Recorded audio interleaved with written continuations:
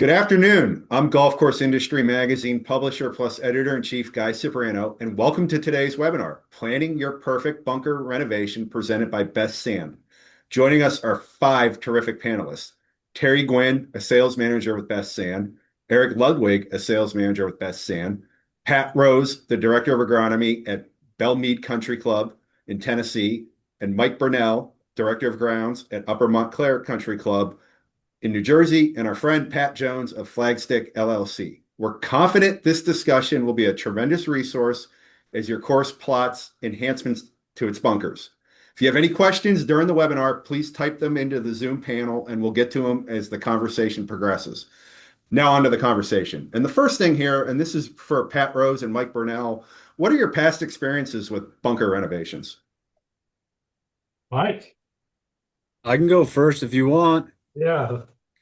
I've been fortunate to be at Upper Montclair for going into my 18th season. So in my second season, I did a bunker renovation, so 2009, 2010, and then we just finished one last fall, or actually last spring, sorry. Started it in October, and finished it up last year in May.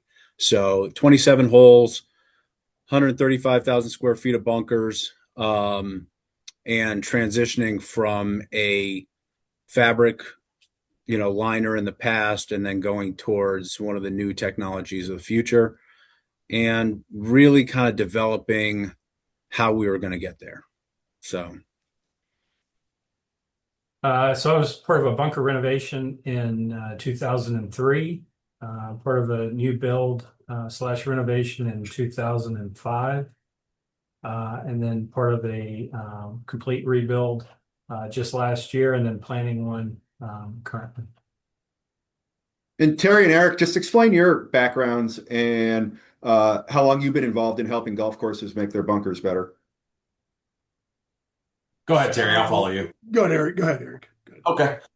I've been in the aggregates business probably nearly 20 years, with sands and gravels and things like that, and then in golf specifically for 14 years. I competed against Terry and BESTSAND for a long time with Pro Angle, but we're on the same team now. So I've been with BESTSAND for 25 years. I was a superintendent beforehand. So I've been Eric and I have been butting heads for a long, long time. So now we're on the same team, so it's kind of nice.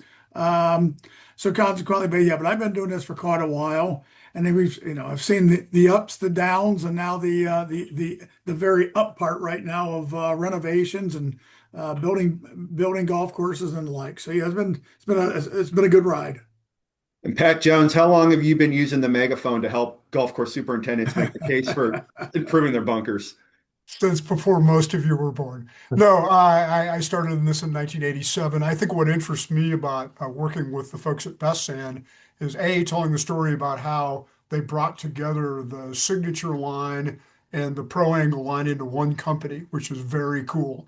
And it's kind of created this opportunity for people to really be able to pick and choose and be able to decide which sand makes the most sense for them. So, and I honestly think bunker renovations are just going to be an ongoing process at a lot of clubs for the future. It's kind of a 15 to 20 year life cycle in some cases, and so you're constantly thinking about one, doing one, completing one, and then beginning to think about the next one.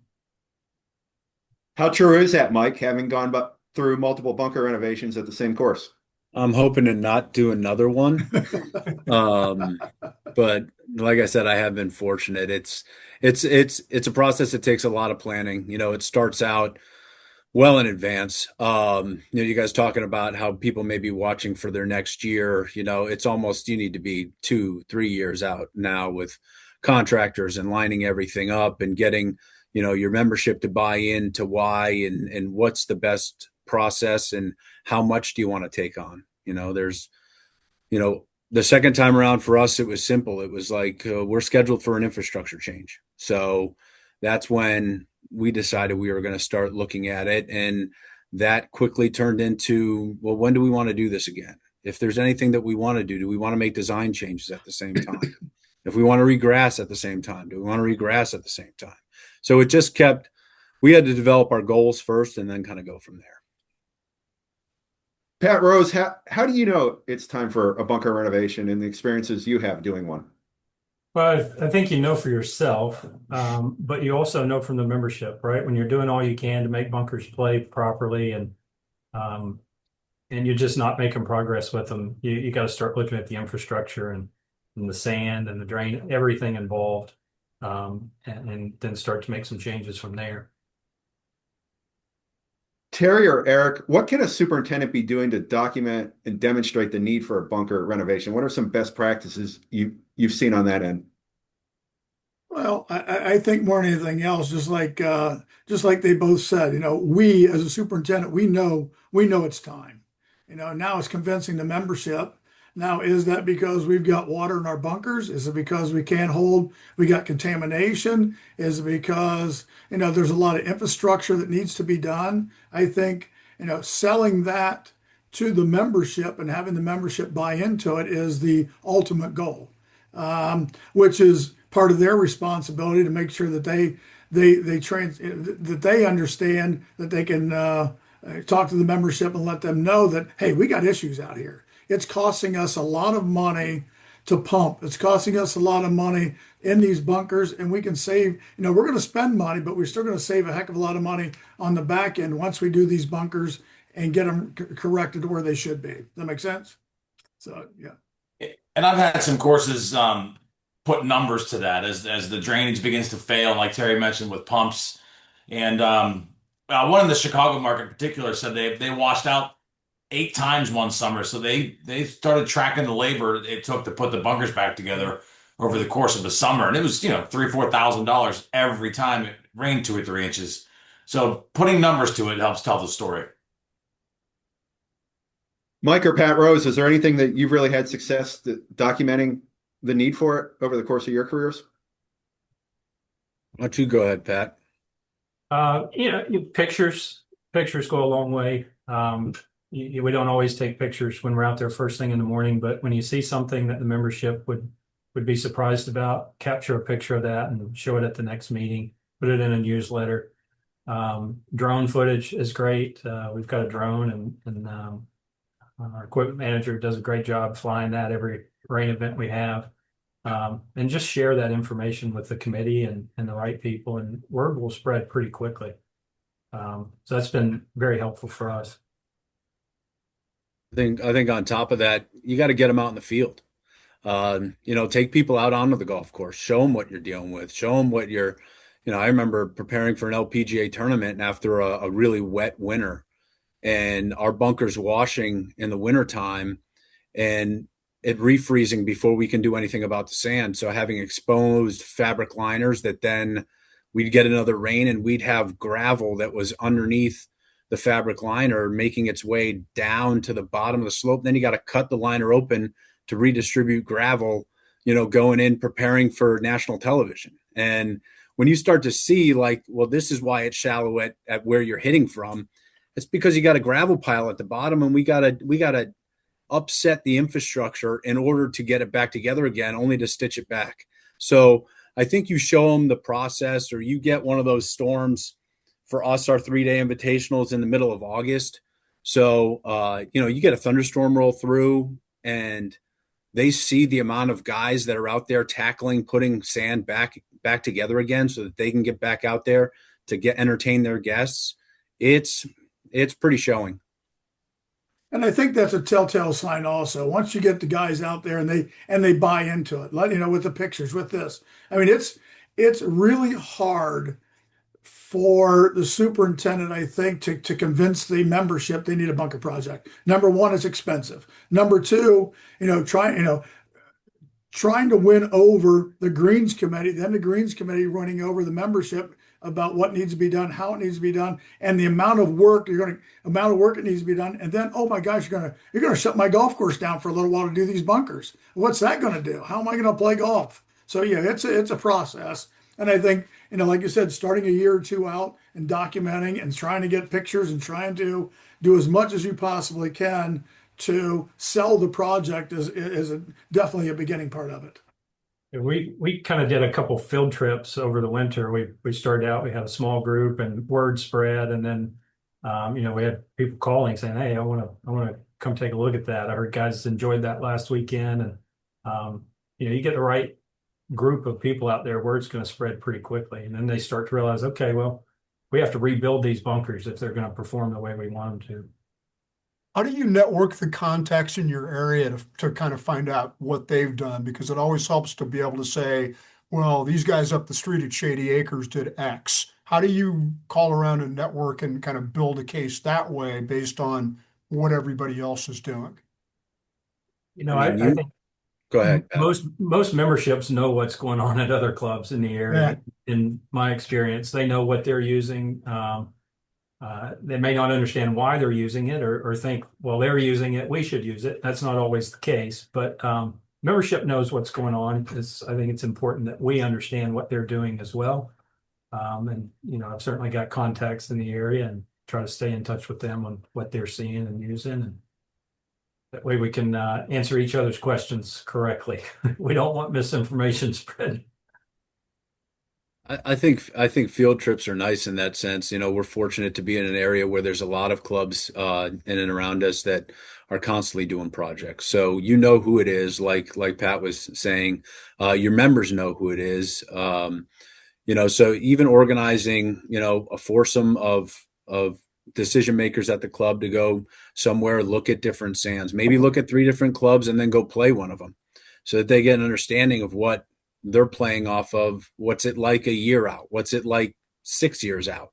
We have enough clubs in our area that have been using some of the high-end sands for that long a duration of time that you can see how they evolve over time. You can talk to the superintendents, and they're not afraid to share information, which is great too, because you know that they're going to be knocking on your door at some point too. Pat Jones, what sales and communication strategies can you give superintendents who are looking to pitch a bunker renovation to their membership? Well, start early, number one. Number two, we talked about Green Committee, but I think everybody kind of knows that beyond the Green Committee, there might be a half a dozen or a dozen other members who have a lot of influence in the club, and you know who they are. And one of the things I think that's always been helpful are little short YouTube videos that you do as a superintendent to show, here, look at this gravel in the bottom of this thing, to be able to demonstrate the issues that you're seeing already and that maybe the Green Committee's already agreed to look at, but to be able to send that via email, not necessarily to the entire club, but to those 15 or 20 folks who are likely to be the decision makers and likely to be the people who can help get the budget for the project that needs to be done. So short YouTube videos, big fan. They work real well. You don't need to make them fancy. You don't need a bunch of graphics. Just you telling a story about why this is important. Golf course superintendents are superheroes in our minds, but they can't do everything by themselves. What type of team needs to be assembled to successfully execute a bunker renovation? It starts from the membership. You got to have the support behind you, both financially and with momentum of something that they're looking to encourage to do. It starts there, and then from that standpoint, you have to make sure that you have the right contractor. When you're doing this type of investment, the club spending this kind of money, you got to make sure that you're using the right partners along the way, whether that is who you're getting your sand from, whether it's who you're doing, who's doing the construction, whether they're going to have enough people to work within the window that you've promised your membership you'd operate in, because keeping on schedule is probably the most important thing in all of this. And I can tell you that I'm really happy that I did not do my bunker project last winter and I did it the winter before, because I can only imagine what those conversations would have been like. We only lost in the winter that we did it, we lost maybe 2.5 weeks, which was right around the holidays, which worked pretty well. trying to get, you know, contractors to put the amount of resources that you need to get caught up when you do fall behind is extremely important, and making sure that you're getting the end product that you promised, because it's not your money. It's your word. So. Pat Rose, anything you want to build on that based on That- your experiences of assembling teams? That's really well said, Mike. You Mm. got to build in a little bit more weather than you think initially. Whether that's the sand being frozen, not being able to put the liners in because of the weather or rain, or having, good clean access to the area to work. You're going to lose a lot more time than you think in doing this project. So I would communicate that early. Certainly some lessons learned there. How long should you start ahead? 2 years, 3 years? What kind of makes sense given the climate that we're in and the sometimes difficult business of finding contractors to do this stuff? Yeah, I don't think you could start too early. I wouldn't think 5 or 6 years, honestly, is too Wow. early. If you're gonna put in different liners, you're gonna maybe try a couple different sands and blends. You're gonna want the membership to see those and be able to weigh in on them. You want to see how they react in a number of heavy rain events, how they react in drought conditions. So I don't think you could start too early. 5, 6 years is reasonable. Certainly a year or two out. If you're not doing it a year or two out, I think you're behind. That's funny because I talk to guys every day. Hey, you're doing a bunker. When are you doing your bunker project? Well, we're going to start in September. Wait a minute. Well, do you have a contractor? And that's the first words I go, hey, guy, you have a contractor? I go, oh my, guys. He says, no. I go, how are you going to get this done? I mean, unless you have a contractor that's already has a contract with you, you're going to be really, really behind the eight ball trying to get, as Mike said, a quality contractor to make sure you start on time, finish on time, and make sure you've got the weather to on your side to get this done too. I mean, I had 3 conversations last week with folks, and hey, do you have a contractor? No. I mean, the architect, maybe, maybe not, but anyway, but the contractor is really you got to get him enlisted now, right now, even if it's a year or two out right now. So yeah, And do Yeah, you I think have we were. place to I think store we the sand, and do you have pavement? Do you have storage? yes, There's a lot involved. storage is huge. Storage yeah, is huge. yeah. I mean, when we did Pat's Rose, we I think we brought in almost 60, 70% of the bunker sand before it was even going in the ground. And fortunate enough for him, he had storage capacity to do that. Now here you go again.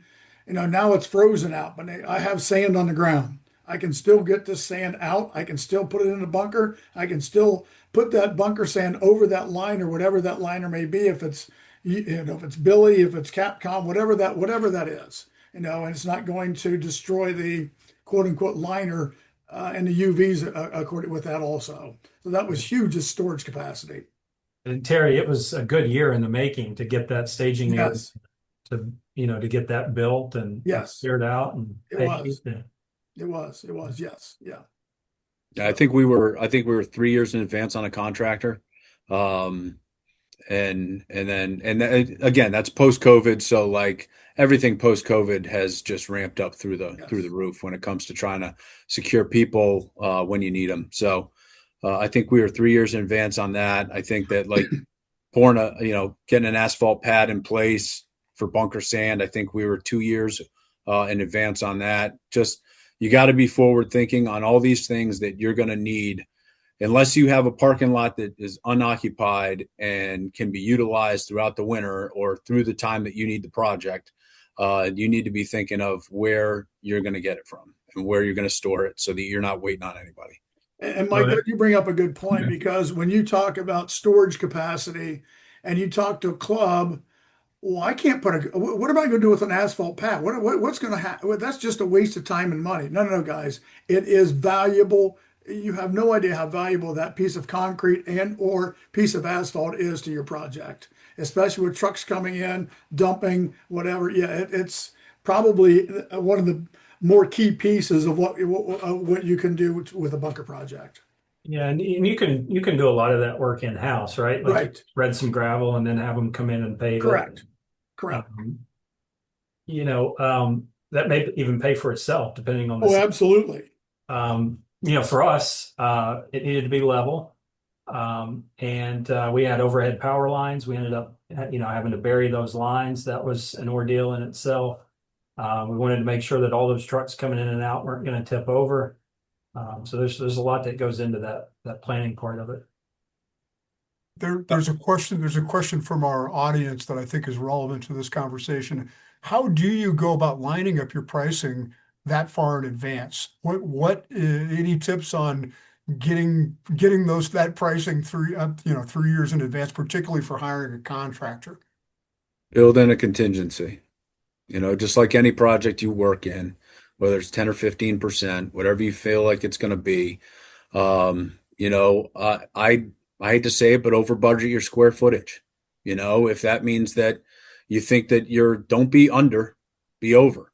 You can always confine down and make it smaller, and you're a lot better off looking under budget than being over budget. So, from all those standpoints, you can, I think the more you realize that there are things that are going to be unforeseen, and you need to, tell the powers that be that right from the get-go. You don't know until you're in it.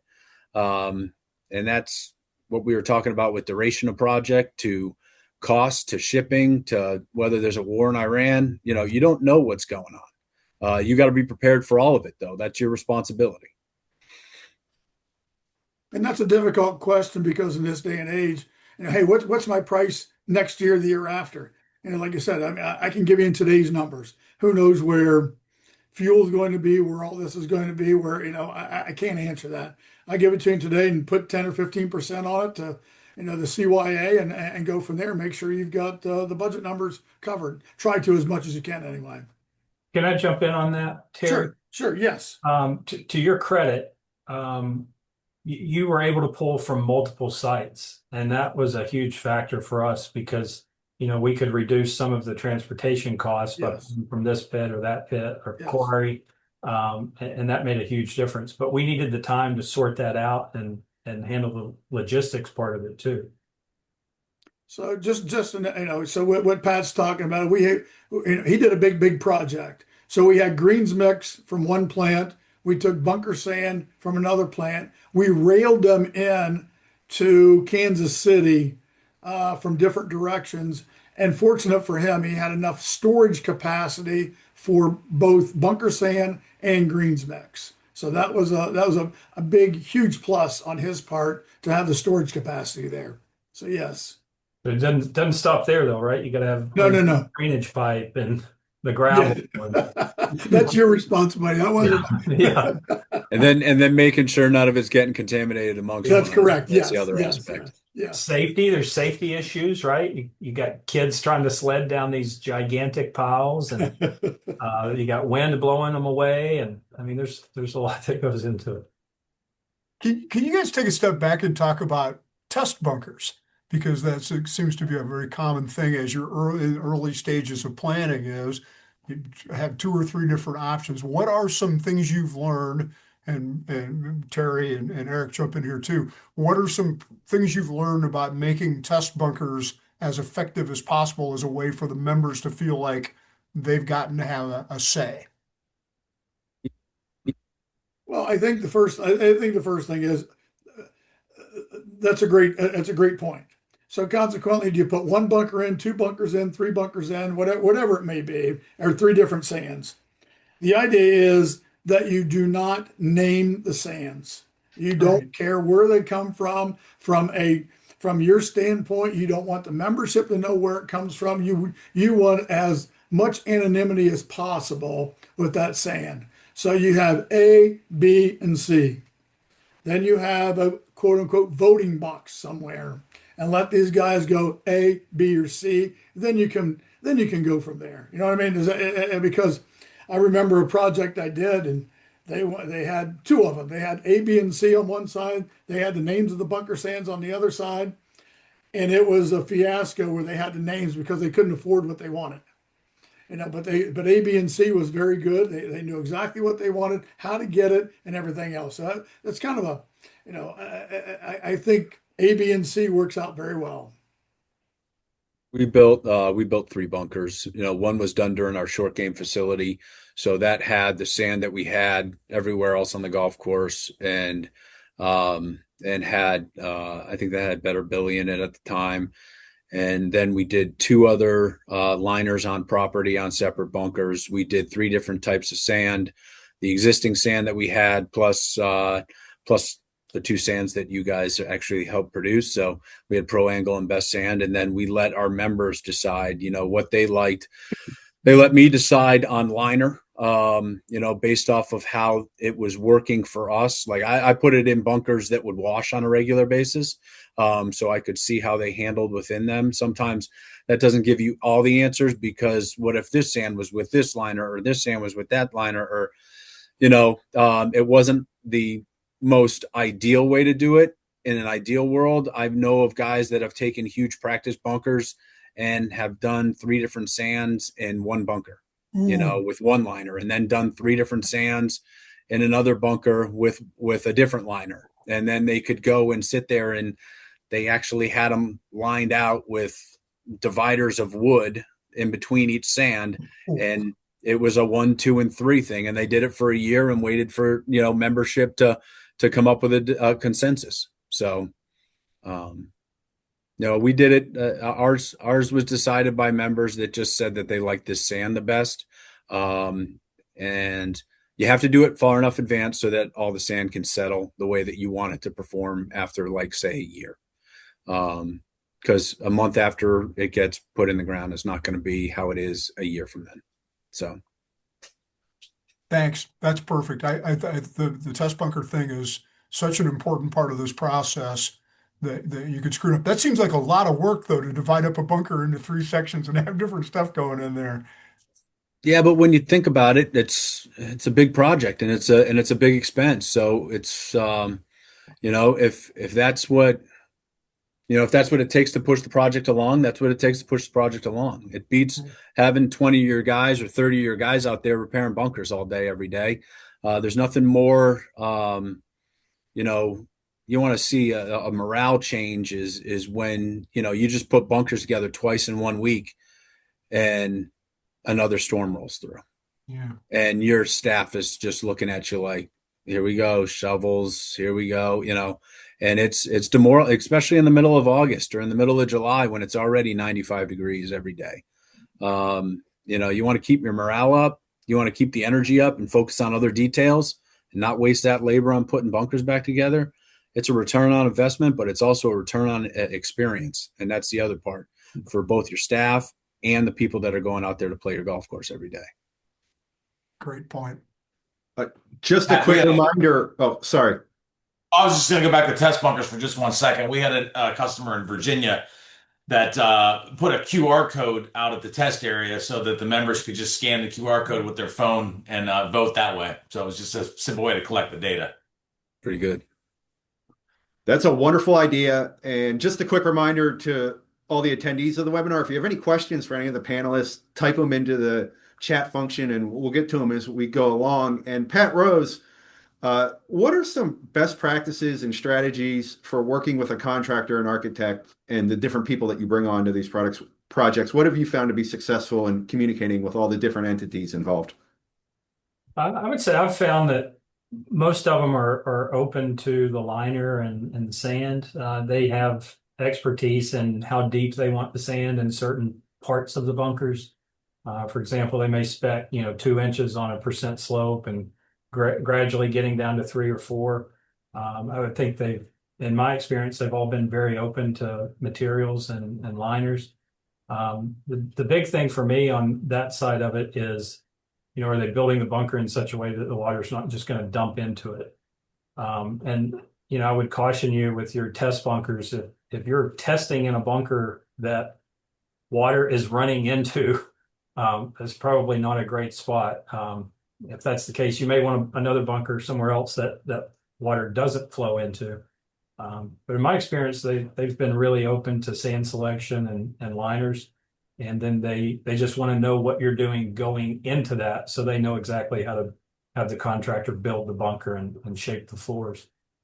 So you need to know what sand you're using, what liner you're using pre-construction. And back to Mike's point about, don't just put it in at the beginning of the summer, make the decision at the end of the summer. We've seen test bunkers that are 5 and 6 years old before a course does a renovation. And then so they've, over that time period, they've tested 6 or 8 different sands. And sometimes the answer was sitting there 6 years ago, and the superintendents kind of go, I told you. So we do see some long-term tests out there. So can't do it too soon. Does it matter whether, to what extent does that matter if you're considering redoing a bunch of bunkers or if you're simply going back and refilling them with new sand and maybe a new liner? Does it really matter a lot if you're going to be adding bunkers or redoing some of them? Well, so you hit on a good point there, Pat. And I tell you, so consequently, you've got an existing golf course. You're going to go out and you're going to put Billy and or Capcon in. Okay, so you've got your gradations of that bunker right now. So when you go in and put Billy and or Capcon in, you're going to have to go down 2 or 3 inches, maybe more, to get that liner in there with the gravel, concrete, sand. So what's that going to do to your outfall? And how much excavation will you have to do to get from that drainage point at the end of the bucket where it is now to where it may flow? And I know a lot of people don't think about that. Does that make sense? Absolutely. So yeah, I mean that's one that I've talked to a lot of people about. We're just going to input Billy in and do this or do that. And I go, guys, what about your outfall? How deep are you going to go with that excavation of that bunker? If you got to put new liner in, you got to put new drainage in, and then you got to make sure that drainage is going to connect to your outflow out here. You may have to go down 6 or 8 inches outside that bunker, maybe 3, 4, 500 feet to catch up with that outfall somewhere. Oh, wait a minute! I didn't realize I had to do that. So just a coaching point per se. If you're just going to go in and take out sand, put a liner in, and do that, there's a lot of people who don't think about that. I also, Terry, when you do that, Terry, you'll inevitably the question comes up, well, this is a lot of work for this bunker. Are we sure we want this bunker right here for the next Yes. years if we're Yes. going to do that much Sure. work? And then the project begins to evolve.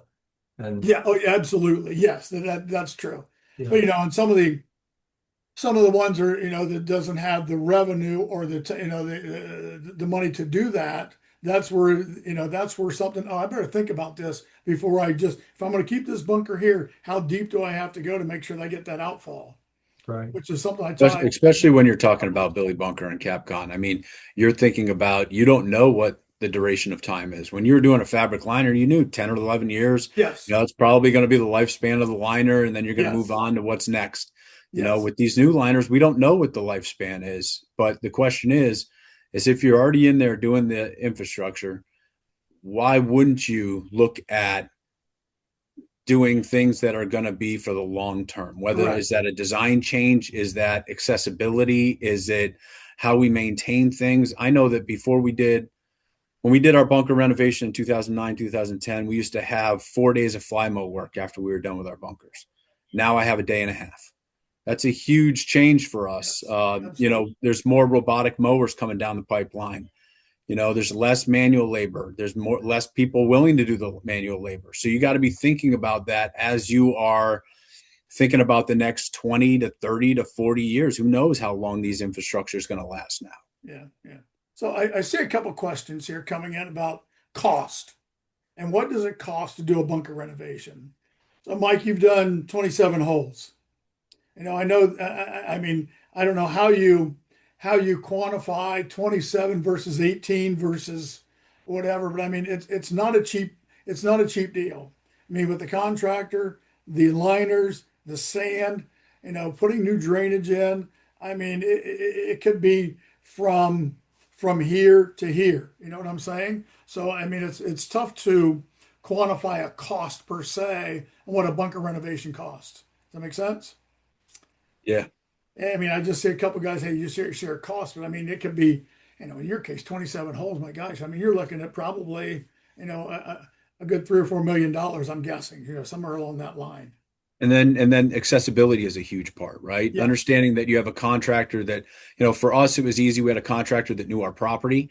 For bringing in a contractor that doesn't know your property, or that Yes. you're hauling gravel, sand, everything else on cart paths that are maybe 15 years old. Well, now do those cart paths need to be redone when you're all said and done because they were utilized as haul roads for, multiple loads of all this. So like these are all things from an infrastructure standpoint that you're not just talking about infrastructure of bunkers, you're talking about infrastructure of your golf course Yeah. and how you're getting from point A to point B. And is it stuff that they got to use whackers? Is it stuff they can use dump trucks? Is it, all those things are part of the component on how fast it can get done, and speed is money. So, if it takes a longer time because they're hauling, pro gators out to an area versus whackers versus Yes. dump trucks, it's a big difference. Yeah. Good point. Very good point with the cart pass. Yes. Very good point. Eric and Terry, how does a golf course determine the right sand for their geographic environment and their microclimate? There are a lot of sands out there. How is that decision made? Good question. I mean, how do I say it? Microclimate, I don't think has much to do with it as much as locale and what does a membership want. That's where your test bunkers come in. So consequently, I think with the test bunkers, the membership makes a decision about what they want for a sand. Then they come back and say, okay, here's the cost of that sand. Can we afford to get this cost, or do we have to look on a more local front? So, I mean, for us, you know, it's not cheap to get sand from point A to point B, either via truck, via rail, or however we do it. I mean, our logistics are pretty broad. I mean, we ship across the Great Lakes, we ship via rail, and we ship via truck. So I guess it depends on the club and what they want. You know what I mean? So I mean we've shipped sand from Ohio to Texas, from Ohio to Colorado. So I guess it just depends on what the client wants. Yeah, the microclimates question is pretty rare, but it has come up in. I mean, say there's a coastal course that knows they get a lot of winds, and we can refer them to another coastal installation that we might have in Massachusetts or Rhode Island, because we've had some mid-Atlantic courses call and say, what are those courses using? So we can address microclimates like that. But courses in Florida are going to handle moisture differently than courses in the Midwest or in the Northeast. So that's where your moisture curves and moisture release curves come into play. You may need more sand in Florida than you do in New Jersey. The climates are different, the moisture is different. You may need to spend more time in those bunkers in Florida because that moisture is different. There's just so many factors that go into matching a sand with a liner. But one thing I will say is longevity of the sand is really determined by what it's made of. And I don't think people talk about that enough of what is the sand made of. And our sands, we're a high purity silica sand manufacturer for lots of different industries. And we see sands out there that are 30, 40, 50% silica or quartz, and they have a lot of magnesium or calcium, and those sands just aren't going to last as long. They're also not as expensive. So you have to balance your budget, what are you trying to accomplish? How long do you want this sand to last? Mike, you wanted 20 years out of it. You're going to get it. You can go for a lower cost sand that performs, but it's just not going to last as long. So what it's made of is very important. Eric and Terry, what are some trends in bunker sand these days? What are some popular selections you're seeing out there in the field? Well, I think both of us are extremely busy. So that means that Pro Angle's out there and Best Sand is out there. Best Sand. I think, Pro Angle's is a premium sand, and so is our Best Sand 900. Now, Best Sand 900 comes, we have two sands out of Ohio, the Pro Angle and Best Sand Chardon, Ohio. Then we have the Idaho sand with the Best Sand 900 out of Idaho. And they're both, let me knock on a little wood, that there's projects out there that we're just shipping sand like no tomorrow right now because of projects, because the quality of sand, because they know what they're getting when the logistics, all of that. So so I think both we're all busy and we're all doing a good job with what we have. Go ahead, Eric. You got something else? Yeah, and we're quoting work out into 28 and 29. Correct. I haven't heard of 30 yet, but I'm sure that's coming. So, and like Terry addressed earlier, we can only tell you what it is today. Yeah. But we do have people asking us for numbers, 2 and 3 years out right now. So the future looks bright as well. And I think bunker design is changing a little bit. We were seeing a lot of flash faces. We were seeing sand go up, and now we're starting to see grass come down.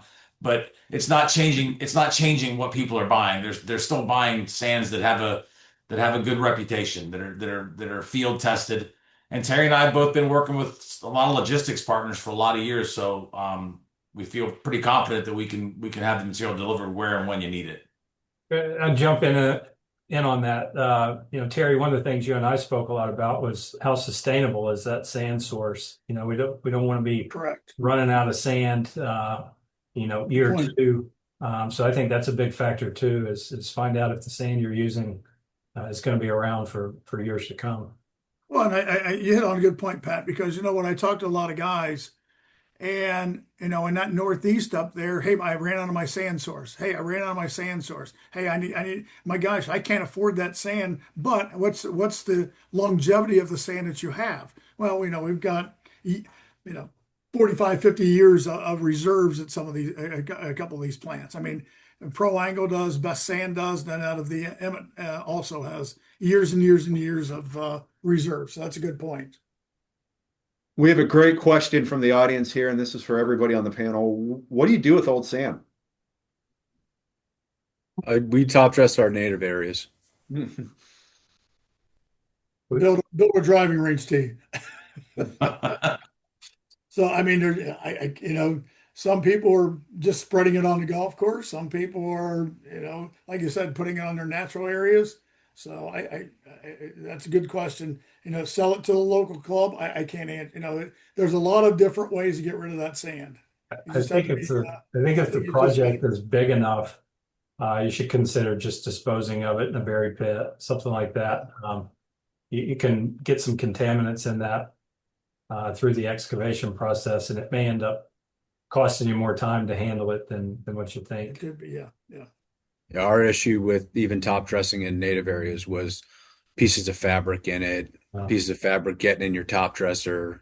So there was trial and error with that too. We started using it more for, outflow drainage, stuff like that, just to help support, some of the other costs that were associated with the project. So A lot of sod staples and fabric in that old sand you're trying to get rid of. yes, there. But there, you can always find something to do with it. Is there a secondary market for any of it, Terry? Have you ever heard about anybody being able to hand it off to somebody else because they were looking for old sand? I think in certain locales, certain situations that the course down the street doesn't have the funds or and everything else. So yeah, I've heard of that. Now are they taking all of it? They only that little course down the street may only have a few bunkers. You know what I mean? Right. So yeah, Right. so you're not getting Yeah, rid of I had a one. couple thousand tons of sand. Yeah, I've had one in all the years of doing this. One course Okay. sold to another. Anytime any material leaves property, it costs money. Yes. Pat, Rose, and Mike, how important is it for superintendents to lean on experienced vendors when executing a project of this magnitude? And what are some keys to making that vendor golf course superintendent relationship beneficial for all parties involved? I think for the vendor, the vendor's going to know who's using what in your area, and that's going to allow you to utilize your contacts as well. So maybe even contacts that you don't have, but he's going to know who his client list is in the area, and he's going to point you in a direction to maybe guide you down some of the, you don't want to be sold by your vendor all the time, right? The proof is in the pudding, right? So if it's already been sold to one of his clients and he has a client list that then says, here, go talk to so-and-so down the road, They just did it 2 years ago. They just did it a year ago, and you have that book of goods. That's hugely beneficial when trying to get unbiased information. Yeah, I agree with that. The relationship with the vendor is very important. Terry, you and I, we went weeks where we spoke almost every day, it seemed, as you're trying to coordinate logistics of all this. Yeah. There's also some third parties out there that can help with some of these things. And depending on the size of your project, it might be worth reaching out to some of them. And Terry, and Eric, what do you need to see from the superintendent to most effectively help them? What type of communication do you want from their end going to your end? I think being realistic about schedules, you know, planning for the weather events, and you know, and if we are using, you know, if a pad was installed, you know, it's not realistic to store all the materials at the same time. So we kind of need to really communicate that the greens mix is going to go first, and then the stone for the liner is going to go next, and then the sand comes in after that. So we just, you know, we need to be realistic that in the home stretch, if we have 30 days to ship 2,000 tons of sand, that's going to be tough. You know, so we need to talk about that well in advance and try to just be realistic about the schedules as far out as we can, knowing that they're going to change, but we have to have some rough idea so that nobody is surprised.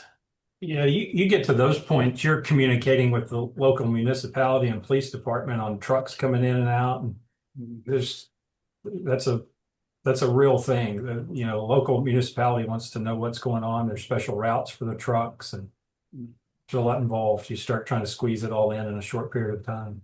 Yeah, why backup beepers are going off at 4 a.m. is Yeah, something that you want to make sure you're ahead of. that's right. And that was Access to the club for the members too, right? I mean, they're clogging up the driveway, and membership grows tired of that. So you need to plan it out as far as you can. And that was one thing, you know, when we delivered to Kansas City for Pat, we did everything via rail. So we had a very, very good terminal manager and trucking company because of, like Pat said, the municipal, where the golf course is located, they were very much involved telling us where we're going, how we're doing it, the time of day that we're going to deliver, and that's all you could do. You could only take these routes into the golf course there. So that was, you know, and I'm working with those guys was that was easy, but I can see where in other locales it may be a little difficult depending on who you're working with on the local front too. So you got to make sure that those are communicated right up front also. Yeah, so even though we were getting the sand from, hundreds of miles away, when it got to us, we sort of had local drivers, so that did help. That's a great. Yes, it did. Yes. We have Terry, one we have question. sorry, go Pat. ahead.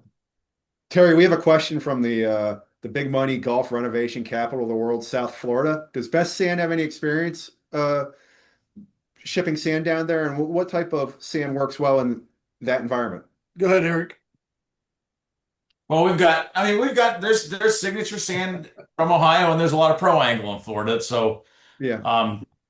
Terry, the Floridian on the East Coast, and we've got quite a few in Yeah. the Palm Beach County area, the Bears Club, Loxahatchee, Jupiter Hills, Panther Myac- National, and then the West Myac- Coast, where Mayaca and the Concession Club. So we don't have a lot of customers, but we have a lot that we've had for a long time. And, Some of and these here you courses. again, logistics is pretty easy to do. I mean, you put it on a rail car, send it down, unload it, and go from there. So yeah, I mean, can we do it? Absolutely, we can. Yes. Are there any considerations about the type of sand that may be more suited to a wet tropical climate down there? I think when it You drains want- very good. Yeah. Yeah, I mean, you want somebody who's going to drain. Both of our sands drain extremely well. You get a lot of rain down there. So I think looking at the testing data, looking at talking to your neighbors and seeing what they have. So yeah, I think doing your homework to make sure that you know what you're getting and the drainage factor that's in there. So I think it's can be done. Absolutely, yes. I think understanding water table is very key too. Mike, you hit a nail on the head that is unbelievable.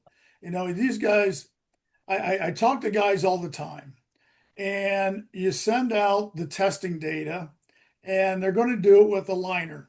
Okay. Now the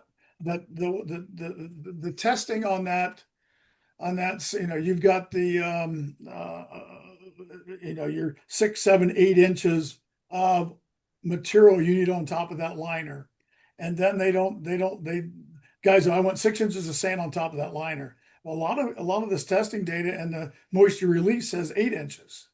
So consequently, I mean, I'm not the one telling you 8 inches. It's the testing data that tells you how much sand you need to put on each one of those liners. And it's I get a lot of kickback from that because, oh my gosh, I didn't know I need that much sand. I didn't know I need that much sand. Well, take a look at the testing data. Make sure you understand that testing data. Make sure that when you're talking to your neighbor down the street, how much sand did he put down on what liner that he'd used also. So yeah, that's a good point. Good point. We have 10 minutes left in the webinar. If you have any final questions for any of the panelists, get them in now. Wow, this is going by quick. And for Mike or Pat Rose, what messages should be communicated to members and golfers about newly renovated bunkers? Bunkers obviously don't play the way they're going to play long term right away. What do you communicate to your membership when the project's done and the bunkers are being played in again? Mike hit that nail on the head earlier. It's going to take a while for that sand to get lodged in there and compacted. These sands are very angular, and it takes time for them to get compacted in properly. It takes time to learn how to manage them, what kind of irrigation coverage they're getting, or can you keep the irrigation off of them in some cases. It takes time for the sand to settle, and it takes time to learn how to manage the bunker sand in the area around each of those bunkers. Yeah, I mean, he talked about irrigation a little bit. When we had our previous bunkers, we had misters around all the bunkers and all the noses and everything, which was impacting the amount of moisture in the sand on a regular basis. And now when we did our bunkers around this time, we really quieted a lot of the really steep slopes. And with that, we got down to where those mister lines were, and we decided not to put them in, and instead to have heads that are thrown back. So that bunker sand not only is it a new bunker sand, but it's also not getting as much moisture as it used to. We had a really dry year as a whole in the state of New Jersey last year, and no matter how much how much irrigation you put on them, they weren't going to settle into those small pockets like Pat was referring to, in terms of getting the fines nestled into where they need to be, and getting the pore space kind of where you want it to perform its best from a playability standpoint. But we've already seen dramatic difference in this spring after a heavily snow-covered winter with some significant rainfall in the spring. We've already seen dramatic difference. So, Mike, quick question for you. You said you took your steep slopes down to a little bit more moderate. Was that a architect's decision, your decision, club decision? How did they come to that? How did they come to that? So the one big complaint that we got after we did the renovation the first time around, 2009, 2010, we had very saucery bunkers that had been filled in with so much sand that you could putt out of a lot of them. They were very boring complexes. And we took it to a different level when we did the renovation. Okay. It was an immediate impact of steep slopes, deeper bunkers. We have a very flat property too, very little elevation change, and we created a lot of muscly bunkers. We were also, when I got here, there was a lot of trees in place that kind of kept everything in certain confined spaces. And when we deepened these bunkers, we didn't want to haul the fill around. So what we did, we built them into the complexes. Okay. Those complexes got overbuilt. And so this time around, what we really did is we looked back at our greens, which is our our bread and butter. And we looked at how our slopes tie into our greens and made sure that the mounding wasn't as artificial as it was once we did it the first time around. Okay. And we made it so that the green was where we were going to step everything from and go from there. And really by doing that, we accentuated our green surfaces. We made our greens look big, even bigger than they already were. We've created roll-off areas and other shot opportunities that we didn't have before, where if you were off a green, you were just trying to flop it out of the rough and onto the green, and hopefully it stays. Now we're giving them an option of 3 different clubs in their hands of what they want to do and get to the part of the golfer that is probably the most challenging, and that's the 6 inches between their ears. So, it really allowed us to change and make a different angle. And in that, accessibility for members to get in and out physically, as well as from a maintenance standpoint, and the labor that we put into them has significantly decreased as well. So, how much does this raking plan matter in terms of hand raking versus machine raking? How much, if you're going to go towards machine raking, how much difference is that going to make in your plan? I think it's imperative to really test a lot of that. It's taken us a full year to kind of decide how we wanted to rake. We used to go Aussie method. So, we used to have everything roll off the faces down in, and now with us having less severe slopes, I would say, the Aussie method doesn't really work all that well. And we thought that because of expanding the capes, we were going to be able to use more machine rake, but we found that it stirred up the sand more than we wanted to, and that we didn't have the right rake for what we were looking to do. And we've kind of went back to the same old raking the whole bunker with an AccuForm rake, and we've gotten the best results out of it that way. But we've exhausted a lot of different options. We're getting close to the end of the hour here. Let's just go around the panel here and everybody give their closing thoughts and the points that they really want to get out to the audience. And we'll start with Terry. Oh, I'm sorry. No, I think more than anything else, do your homework. Make sure you do your homework. Make sure you can get out. Make sure you can get out to the Greens Committee. Go check out different courses. Make sure you're talking to your peers in the area. And it's a big project, and you just got to be on top of it. Eric? Yeah, I would agree with Terry. It's communicate with your golfers and your neighbors, and we're happy to provide you with names and numbers of people within 100 miles that you could take a field trip to go see. I mean, we come across a lot of different situations, so we're happy to help, and look at the data. I'm sure that superintendents look at a lot of data on fertilizers and chemicals. And there's a lot of data when it comes to sand, and don't overlook that. It's just as important. The data tells the story. Pat Jones, what are your closing thoughts here? We know you always have closing thoughts. Do I? I would get online and do your research, and there are a bunch of good case studies on the BESTSAND website. So there's plenty of places to find information. The USGA's put out a bunch of great stuff on specs and on what to look for. So there's plenty of information out there to help you back up the case you're going to make for your bunker renovation. Pat Rose, what points do you want to drive home to your peers here? Great points. Start early. You can never start this process too early. I would lab test your current sand and get some lab testing data from guys like Terry and Eric. You might be shocked at what you see in some of that data. If you've got an architect, golf course architect, I would get their opinion on what the shape of the bunker would look like, how they want the bunker to play, and then just be communicating all those things with your membership and get their input. And Mike, you've been through this now twice at the same club. What are your thoughts you want to drive home to your peers?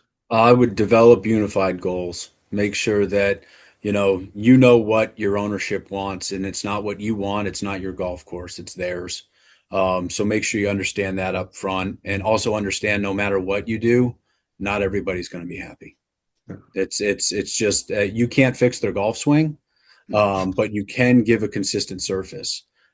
Just understand that no matter what you do, you're never going to get 100% of everybody saying, "Oh, this was the best idea ever." So. And Terry, where can people go to learn more about BESTSAND? You can go to the website. You can go to BESTSAND. You can go to the GCSAA has some videos that we've put out also. So yeah, I mean, you can give. I think my number's there, Eric's number's there, so we can get either one of us are very easy to get a hold of at the same time also. Well, this was a wonderful discussion. Thank you to all of our panelists for the time. There's certainly a great roadmap here for courses that are plotting or thinking about plotting a bunker renovation. And just a reminder to all the attendees, the replay of this will be blasted out within 5 business days of this recording. The content will be shared on golfcourseindustry.com, in our Fast and Firm newsletter, on our social media feeds. So thanks everybody for the time. This was a terrific conversation, and hope everybody has a good second half of the spring and a great summer golf season. Thanks, guys. Appreciate it. Appreciate Cheers. it. Okay. Thank you.